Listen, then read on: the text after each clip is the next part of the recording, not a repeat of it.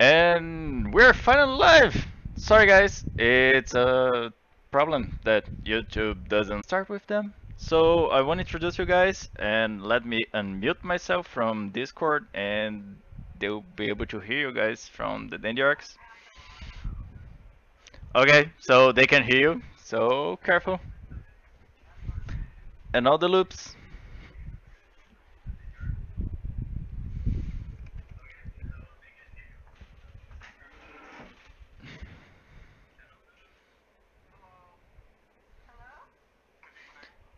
So guys, can you guys hear me on Discord? I have no idea.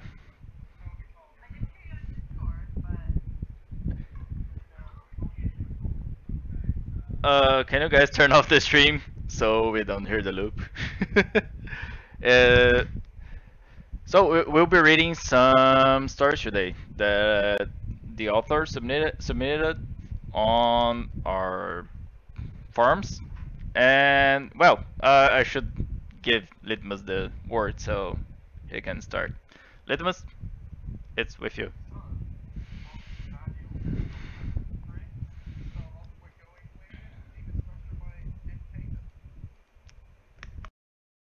Which will be directed by me, and the main actor will be the narrator, which is Lone. Lone, would you say hello? Hello. And then the protagonist will be voiced by Ruby. If Ruby, you'll say hello. Hello, can you guys hear me? That will be the voices you'll be hearing for the next 10 to 15 minutes. So if you two would like to take it away, go ahead. Absolutely. Okay. Demon Sinistra, Arc 1, the prologue. A boar scurried amongst the fallen quarried sandstone of an ancient settlement, with the sun dipping low on the horizon, languidly approaching the night. The boar's hooves scrambled across the broken blocks that once made up the walls of the town's structures, grunting and snorting loudly with each hurried step. The sudden whiz of an arrow interrupted the porcine animal's flight into the ruins, mark in the hog's backside. The pig let out a panicked and pained squeal as its body seized up in mid-climb. The beast's purchase upon the stones, now lost, resulted in it tumbling down the stones before landing on its side. A dark Ilsen huntress in a cloak, carrying a longbow and a quiver of arrows at her hip, approached the twitching boar in a second. Even after 900 years, these pests still infest this land. She muttered, unsheathing a simple, straight-edged hunting knife with which to stab the boar's neck. Ilyana felt no particular emotions towards this animal, yet its species were very destructive to the local crops, and its species had spread to nearly every corner of the continent. In other words, they were a threat to the livelihood of farmers and their customers. Ilyana's silver hair flowed about her pale blue face, moving in time with each motion of her knife. Her eyes guided her careful and deliberate movements of the blade which carved up the boar's flesh. The dark Ilsen left the boar's carcass to the wilds after harvesting the desired meat, placing the chunks she had collected into a leather sack which she had secured to her belt. With roving purple eyes, Ilyana scanned the ruins surrounding her. This place had once been a major trade center in the ancient civilization, but had since crumbled to dust. Many of the remaining stone blocks simply comprised of decaying walls that rested lazily on unstable-looking foundations.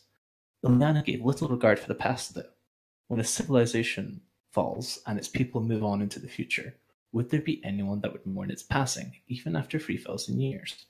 She began walking, her steps leading past the carcass of the boar to the depths of the settlement's ruins. The further she went, the more intact the buildings were, with time-worn and sandblasted walls that grew taller. A change in the air drew her attention, the hairs on the back of her neck prickling at the sensation. Soon after, her long ears picked up the telltale rushing energy of ancient magics. A sensation and sound that was familiar to her, powerful magics that hadn't graced this land since her childhood. Ilyana's leisurely pace turned into a run towards the center of the town from which a pillar of purple-blue light sprang forth to lance the skies. A murmur escaped her lips, unease welling up within her. What's going on? Ancient magic runes shouldn't be able to work after this long.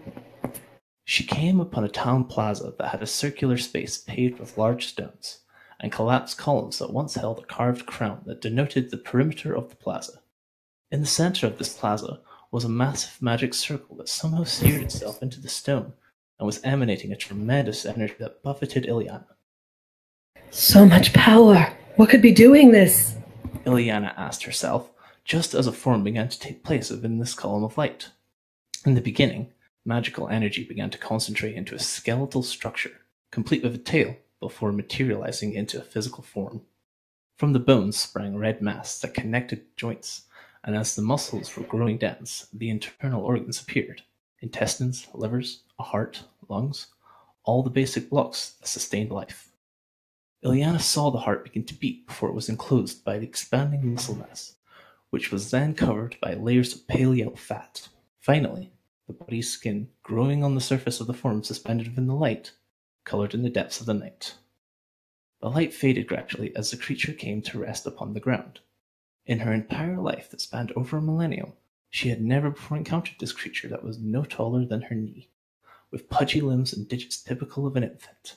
The moment it touched the ground, it let out a coughing gasp and a cry. Thick mucus fell out of its mouth with its first 3 coughs, its twitching limbs barely able to articulate itself in such a weak form. Its eyes blinked, squinting at its surroundings. Huntress took one step towards it, drawing the creature's attention. It froze and turned its head in an ungainly fashion towards her with a hiss. The little creature, Ileana understood, was a baby, its form unfamiliar to her, and birthed by unnatural forces, but a newborn nonetheless. What was it? To what purpose was it created? Why here, of all places? Questions peppered her mind at a rapid-fire pace. Unimportant questions, perhaps, yet her eyes saw a baby that needed to be cared for. It hadn't been born to a proper mother, and it wouldn't be long for the world if it was left alone. Yet something in her gut warned her against taking another step. This creature was different. A creature that was unusual, and, yes, she came upon a thought. Perhaps this one would become important in the future. Her slow and deliberative steps approached the little one, taking the cloak off of her shoulders into one hand. It yowled in a threatening manner, baring its diminutive teeth at her. It's all right. You're safe now, little one. She called out in a gentle tone. The creature snapped its jaws in response. She reached out while kneeling near it, in an attempt to gather it into her arms. Before she could withdraw her hand, it snapped out at her, catching her fingers in its mouth. It barely had the strength to bite her fingers through with its tiny and pointed teeth, but she could feel the teeth poking her skin. Ah! She let out a soft yelp, attempting to withdraw her hand from it. It refused to let go, her repeated attempts to remove her fingers bringing him closer to her knees. Without any other option, she dropped her cloak over its head. It released her fingers in a panicked effort to break away from her. Ileana scooped it up into her arms, swaddling the little one with her cloak. It yowled and thrashed about in a panic for several moments before finally settling down in her arms. With the ungainly creature in her arms, Ileana removed a portion of the cloak that covered its head. Its eyes blinked in confusion, then sleepiness that prompted it to yawn in a high-pitched sound. Its fingers and toes scrunched up beneath the cloak, while it snuggled its head to her chest, as though to hear her heartbeat. Such a troublesome thing, but still, you're cute, she said with a smile. What shall I name you? The little one's eyes blinked slowly before closing, drifting into a slumber within the security of Ileana's cloak and arms. She came upon the name in her mind, recalling a legend that had only been mentioned to her in passing. Zaloon. And that is the end of the prologue to Demon Sinistra. I believe next we will be reading a piece that I myself have written and submitted to Wright's Halloween contest, and this will be narrated by Litmus. Indeed it will be. It is, if I remember correctly, Unjust Consequences, is it not? Indeed. Okay. So, something fell off. Strange. Peculiar, even. I couldn't put my finger quite on it. But today felt different. Almost as if something amazing might happen. Or at least that's what I'd hope this one was trying to tell me. I woke up on the sofa in a mess, and I could smell something funny in the air. But I chose to ignore it once. I looked up at the time and quickly got up. I dressed myself and went to brush my teeth. I still can shake off the feeling from earlier, but it didn't bother me as much as I thought it would. I'd never experienced a sensation like this. It felt like slugs were crawling all over my body, and my hair was standing on end. But something about it felt welcoming.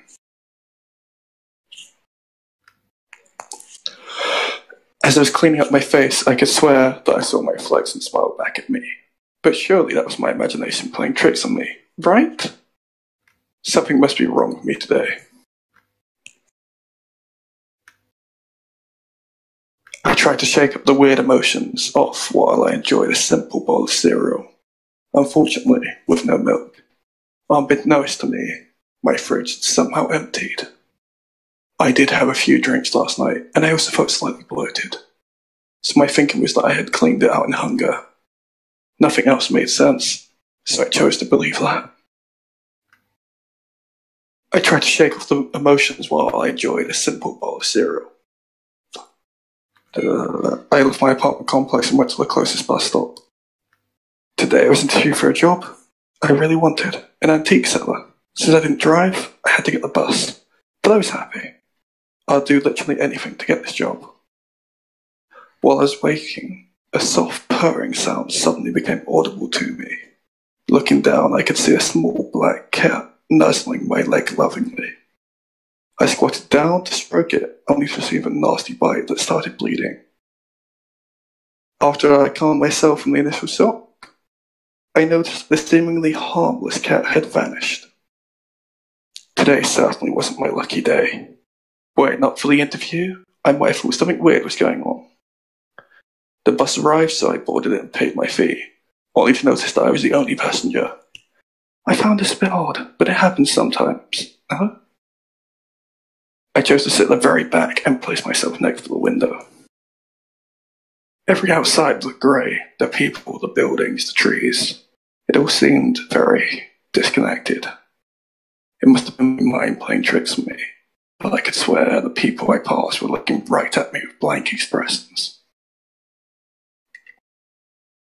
The number of people staring at me had started to rapidly increase along with the bus's speed. As I was starting to get scared, what was going on? The people had changed their lifeless expressions and were now all laughing at me. Why? What happened? Am I still dreaming? I don't like this. I want to go home. Someone help me. The laughing won't stop. I can't hear the people even though I'm still in the bus. I decided to get up and I ran to the driver. When I grabbed his shoulder, he turned around to look at me and I recoiled in terror as his mouthless and noseless face stared back at me. There was contempt in his two black eyes. What the hell is going on? I don't want this. I need to escape. As that thought entered my mind, the bus screeched to a stop and the door swung open, so without hesitating, I sprinted out of the bus.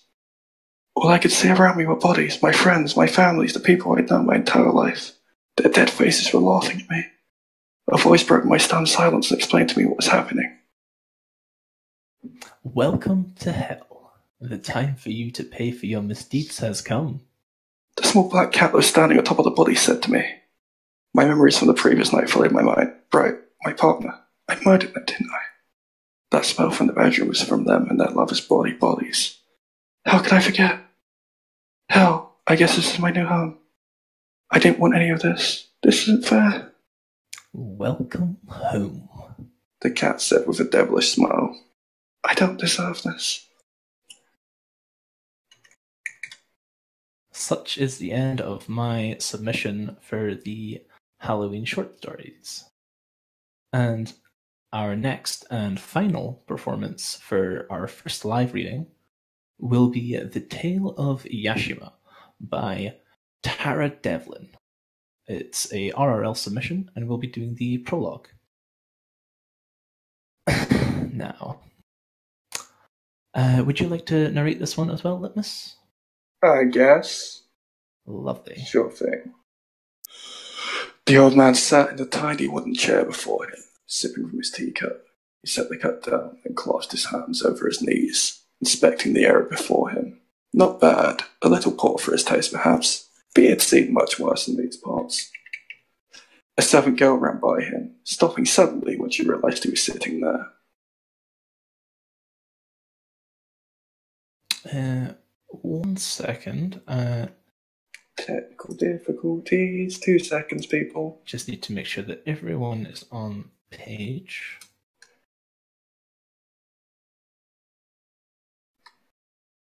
And we'll start again due to the technical difficulties, I'm assuming. Just a moment, we just need to ensure that everyone is on this page so that they can read it in sync with everyone. Yep. Yeah, I didn't get this link. Sorry about that, guys. Okay, sorry. No problem whatsoever. No issue.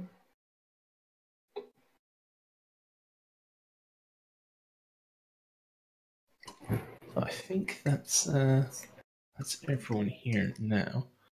Is Pigeon on the page as well? And to voice that. There are a lot of characters in this particular one.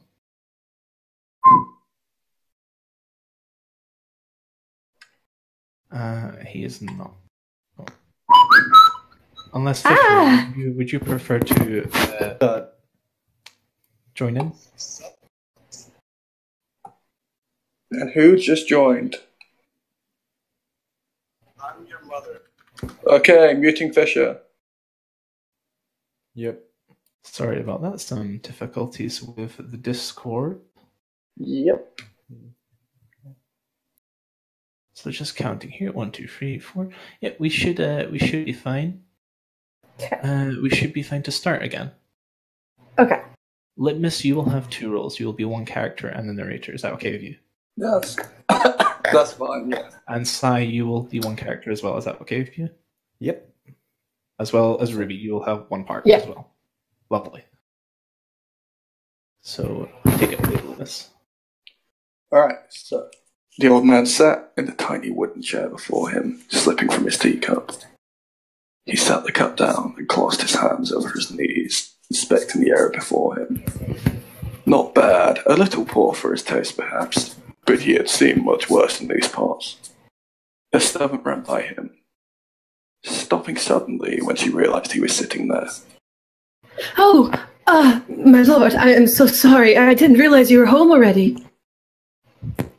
She bowed low, parallel to the ground. The old man smiled, running a hand up over his plainly elongated forehead. My lord. Yes, this place was not bad indeed, That's okay, sweet child. he replied. He gestured to the chair opposite to him, a tiny table with a teapot situated in the middle. Come, join me for a tea, won't you? The servant girl looked around nervously. I am your lord, am I not? She hesitated for a mere moment, confusion fleeting across her face. It faded just as quickly as it had appeared, however, and she smiled and began nodding furiously. Yes, of course. I'm terribly sorry. She continued to bow in apology as she took the chair before him, head kept low. Tell me, how long have you lived here? The old man poured the girl a cup of tea and placed it before her. She took it without raising her head, continuing to look down at the table. Perhaps she was not accustomed to being the one who was being served tea. He smiled once more. For as long as I can remember, my lord. She replied, the cup shook in her hands.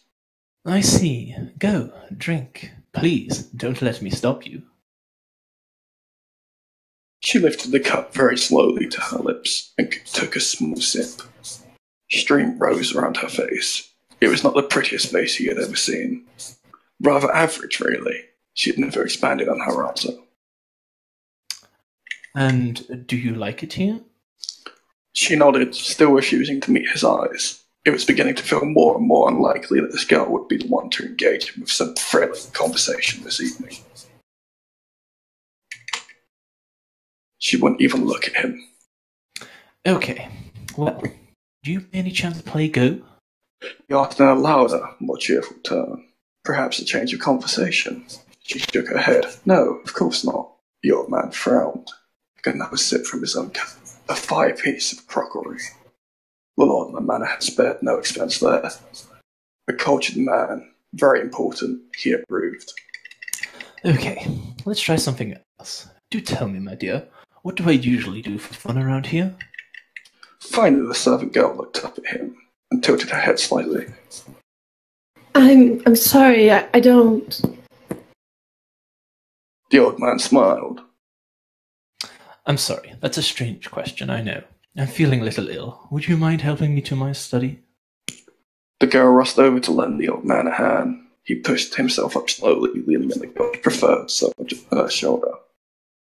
He was perfectly capable of walking under his own power, but if she was going to offer, who was he to refuse? She led him into the next room, helping him to the heated pit in the middle. Thank you so much. You are far too kind. He smiled up at the girl as she bowed deeply and shuffled backwards to the door. She disappeared, closing the sliding doors behind her with an audible thud, and the old man let out a sigh. He moved towards the doors leading into the inner garden and slid them open, letting in a cold breeze. Snow drifted in softly in the air before him, landing on the bushes and slowly dissipating in the pond. The funk of the wooden fountain nearby was calming, even to his old heart. He closed his eyes, inhaled deeply, and slowly exhaled. This work was boring. This place had been proved particularly boring. Not even the servants would engage him this far north of his usual playing grounds. Perhaps it was a northern cultural thing. He can remember the serving girls being quite this shy in the more populated cities down south. He could usually get at least some interesting conversation out of them, if not the secrets of the household. Servants always knew more than they did. Some of these secrets had led to many. Up here, towards the most northern tip of Yashima, an area renowned both for cold and winters, and cold people. Nothing. He stepped down into the garden, leaving tiny footprints in the snow as he proceeded to the wooden fountain. Funk, over and over, the sound in an otherwise silent world. This was one of his most favourite human creations. They had truly exceeded themselves with this simple yet elegant piece of technology. If only he could have met the human who first thought to cut a piece of bamboo in half and fill it with water, he would shake that man's hand. Savouring the atmosphere a moment longer, he finally opened his eyes and continued towards the opposite doors leading towards the entrance of the man. He slid them open, climbed up, dusted the snow off his yukata, and continued past a few more servants cleaning nearby.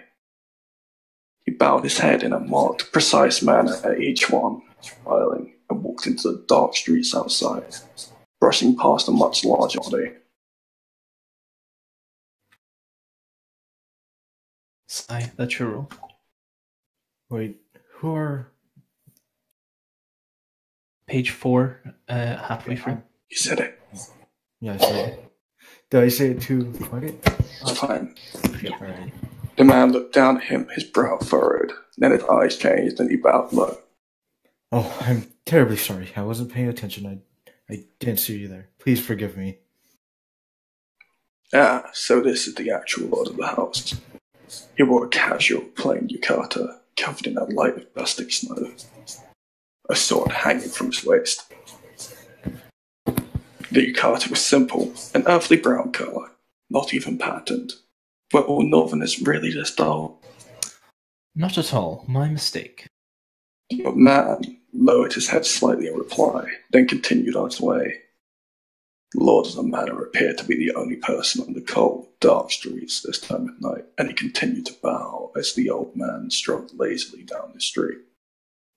My lord, you've returned. Wait. The conversation faded into the background behind him. The old man smiled, reaching up to dust some of the snow off the top of his head. He paced the black, dark streets, taking the village in. Nothing but dreary blackness, snow, and never-ending cold. How did these people live? What did they do for fun? In the distance he spotted a dark figure silhouetted against the moonlight. A grin spread from ear to ear. Finally, some fun. He picked up the pace, snow kicking around his sandals and coating the bottom of his yukata. Well, well, aren't you a sight for sore eyes? The smile continued to paint his oblong face.